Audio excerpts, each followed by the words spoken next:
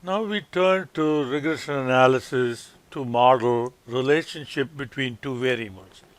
So in the previous example, we looked at copula to figure out or to model association between two variables. Now this one is regression, and for I'm going to cover just enough regression so that the model will make sense. And for many of you, this should be a review of what I mean, you're probably already familiar with regression analysis. And we start with the simple regression analysis, and then we will do a multiple regression example as well. And the basic concept is we have um, a target variable, which is also called uh, target variable is the dependent variable,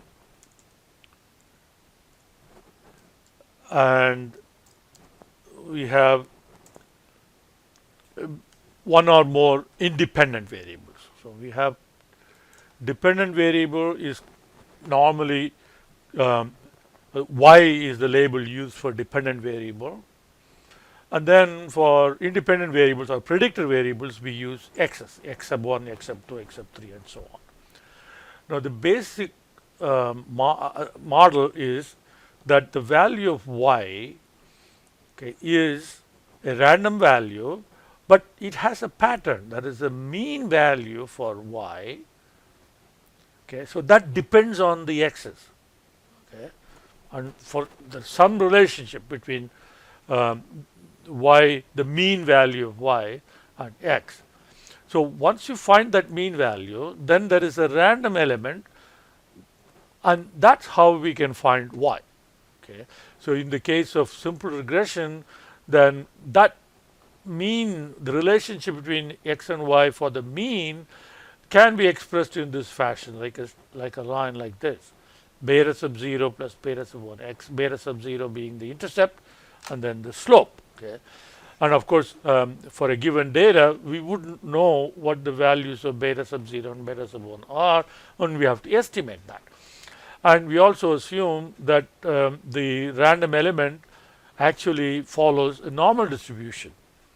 And the normal distribution has a mean of 0, and it has a standard deviation, which is not 1, which can be something, but we assume that it's going to be the same no matter what the x is. So that is, the spread of y around the mean is going to be the same for all the different values of x, and that the actual value of this element, the random element, okay, is independent. Okay, so between different x's, the x is not going to influence what that value will be. So it's independent of x's. So this is the basic assumption, and then we now try to estimate. Okay, all right, what's the value for beta sub 0 going to be? What the value of beta sub 1 going to be? Okay, we'll come up with something. How do we come up with that? So one way of doing that is, now that we have the actual y, let's set up a concept called y minus y hat that we are after. We are after at b sub 0 and b sub 1, which will give us an estimate of what the y will be. So we call that y hat, and whatever value that we estimate for b sub 0 and b sub 1, it's not going to come up exactly the same as y. So there will be a deviation. We call that error or residual, right? So we call that E, and we square that and add them up across all the data, and we get what is called sum of squares of error. So one way of coming up with an estimate for b sub 0 and b sub 1 is to set up a problem which says, okay, let's find b sub 0 and b sub 1 such that this value, the sum of squares of error, is the smallest possible value. And that's why this process is called least squares estimation. So find b sub 0 and b sub 1 such that SSE is the least possible value, and you go through the rigmarole calculus, and you end up with with the formula for b sub 0 and b sub 1, and with that then we can actually compute what SSE is. Okay, so we take that y minus y hat, find the e's, square it and add them up, then you get SSE. All right.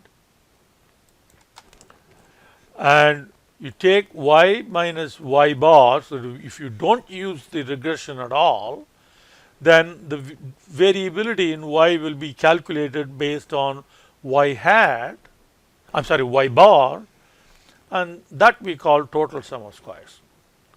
Okay. So this difference SSR is SST minus SSE. That difference is what is the amount explained. So here in this graph, if you see, without the regression, each point deviates from the mean by a certain amount. So that's your total deviation or total sum of squares. All right. When you fit a regression line like this, then that deviation, which was all of that, now reduces just to this. So that's your unexplained deviation. Okay, so that's your error. This is your explained deviation, that is your regression. So more of the deviation that is explained, the better the fit is. So that's what SSR over SST gives us. SSR over SST gives us the proportion of deviations that were originally there is now explained away. And that's your R squared. So that's your estimation process. And then we can compute what are called mean square errors. Okay, so there is something called degrees of freedom, and I won't get into that. So we have MSR is take SSR divided by P, and that P is the number of predictors we use, so the number of X's.